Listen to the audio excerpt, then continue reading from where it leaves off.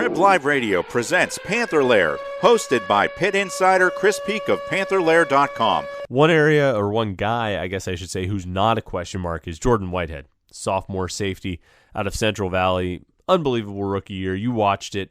He was just ridiculously good last season. So what do you do for an encore? How do you follow up a season like Jordan Whitehead had, a freshman season like Jordan Whitehead had? What do you do for an encore?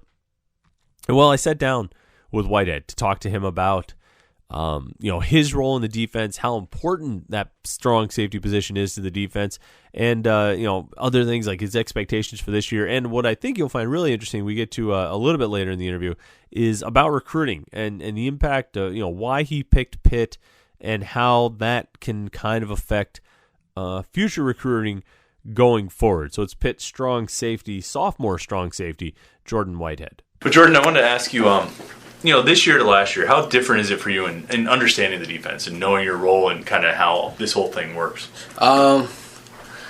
Actually, it is way easier from last year. Just I got all those reps last year, so that was I got all that practice, and now that when our offense is kind of like, it makes it harder on the defense. So going against that every day is making it like real easy. When I see regular formations, making the calls quick, a lot of motion and stuff, that's what gets tricky. But going against our offense every day kind of makes it easier for me. So when that first game comes, it's going to be quick call and feel comfortable with it. Mm-hmm. Is this offense? Is it a lot different from last year? Does it present some challenges for you guys? It's just the way the scheme is it makes it hard for the defense, harder than last year, I would say, for the defense. Just you got to have good eye control. So it gives us, like, every day we're going against this, so it makes it easier, just like I said, when I see regular formations. So I think when we do play like teams that run a spread or something like 5 wide all the time, just because shotgun teams, it's going to just be second nature. Sure. How important is that role, that strong safety position in this defense? The coaches talk about different spots being pretty important. It seems like kind of right up the middle, like the D tackles, some of the linebackers, and that strong safety are kind of really key to this. Not saying the other positions aren't important, but how key is that spot? Strong safety is very important for this because you're in position you're set up to make a lot of tackles. And all you got to do is really you read the key, and then you kind of just fit in sometimes the ball's not even in the gap that you fit in, but it bounces back to that gap.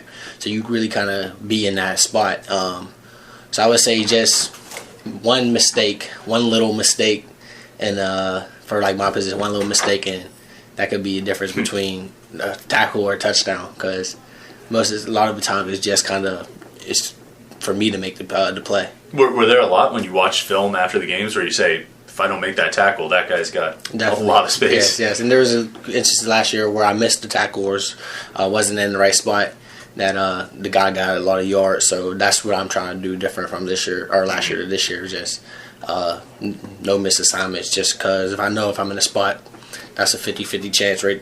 You get a 50-50 chance right there to make the tackle or miss it, and feel confident I'll make the tackle. Obviously, there are responsibilities and assignments and all of those things, but is there a big part of your position just see the ball and go get the ball?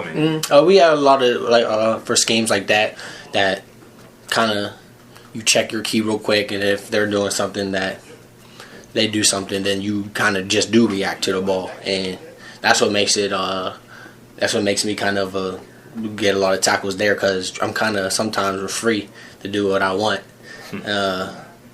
And that's probably the main for success too, just being in the right spot, reading the quarterback. Mm-hmm. So that's definitely. Have they loosened things a little bit with you? Do you have some freedom to kind of freelance a little bit, or is it pretty strict on what you need to do? Oh yeah, it's definitely strict on what I do each play. Mm-hmm. There's a lot of different things in the defense. So depending on the formation, I gotta definitely every play I got a key to read, but like I said, it depends what that key does, and then I can react to the ball from there. Mm-hmm. Now, you lead the team in tackles last year. What has Coach Narduzzi kind of challenged you on this year? Like, what does he sort of, has he sat you down and said, all right, Jordan, this is what we expect out of you this season? He not really told me what he expects. I think he thinks I know what he wants me to, what he expects from me. What is it?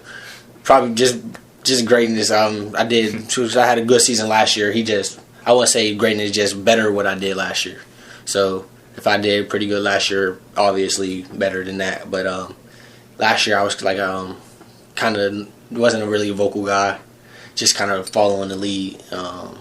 So I think he expects more of like leader role, taking on a leadership role, and just trying to be more like no missed assignments. I did have a couple last year missed assignments, and I wasn't really understanding the defense. But now that I understand the defense, I think he thinks I should make more plays since I'm more comfortable. We probably at this point we kind of forget, but I mean, you did come in way back when as a cornerback. I mean, right. Do you even think of yourself like that anymore, or are you I'm a safety? I don't think because our safeties do cover a lot. We gotta we're out there, we're covering this number 2 receiver. So I would think I could still cover. So I'll consider safety, cover safety. I don't know if I make tackles too. So I feel like that strong safety and our free safety kind of play like the same role in this defense. You both make tackles and you both cover a lot. So right. It's kind of the corners really they make a lot of tackles too because the way they're pressed up. So right. It's all the DBs kind of cover tacklers, I guess. So does your position have as many opportunities to make plays on the ball in the air though? I think you have 1 pick last year? Yeah, 1 pick. Actually, 1 got called back. Oh, right, that's right. So are there a lot of definitely have opportunities because I had a couple instances I could have maybe one step just hesitated to just a little bit. I could have had at least 5 if the ball was right there. So that's just on me not making the play. So is that kind of maybe a goal for you this year to make a few more of those turnovers? He talks about that all the time, ball disruption. So I'm definitely trying to, not even just me, the whole secondary, because we didn't have too many picks last year. We're definitely trying to bump that number up. So coach in practice, when the ball's in the air, he talked about winning those balls because we need to pick that up more.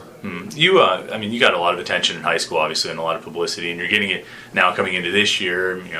Preseason, all ACC teams, this kind of stuff. Is it? Are you pretty used to it at this point? That kind of like attention and publicity? I am. Because I feel I look at it like one time and then it kind of just goes in the back of my head. Like I don't even know what the awards are now, like or how many it is. Because I look at it once when it's cool like at first, and then I'm just a couple of days go by, I'm focusing on something different. So I don't really even think about that. When somebody brings it up, I'll be like, oh yeah, so something like that. So I don't. Yeah. Did you notice much about how Tyler and James conducted themselves last year? I mean, I did because they did.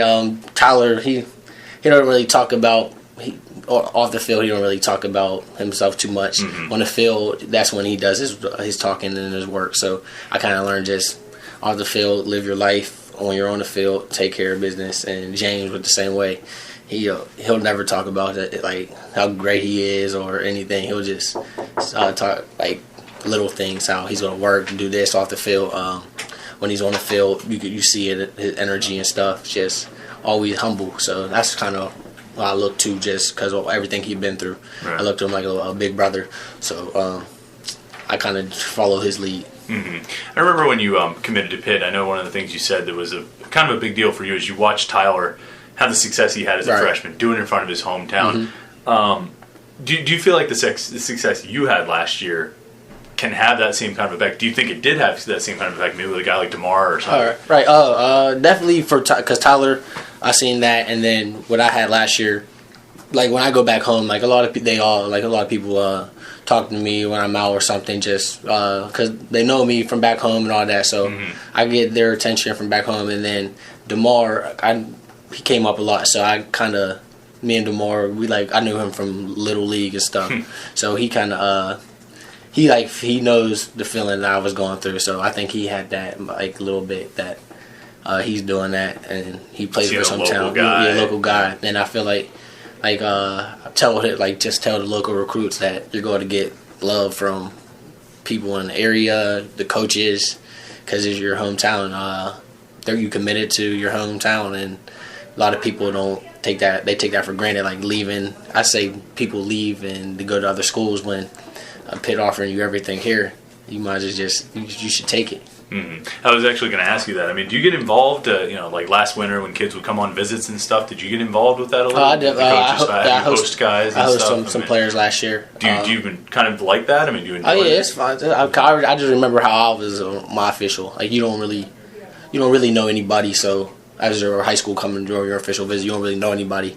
So you do need some guys to like just make sure they're going to have a good time and just not going out to parties or something like that. Like just talking to the person, trying to give them some information. And I think that was a big part from when I had James hosted me. He was like we went out, but he was kind of more telling me information about everything, and I knew he was being real. You want to hear it from a player more than sometimes than just a coach, because coaches sometimes, I got recruited by a lot of coaches, and they kind of tell you what you just kind of want to hear.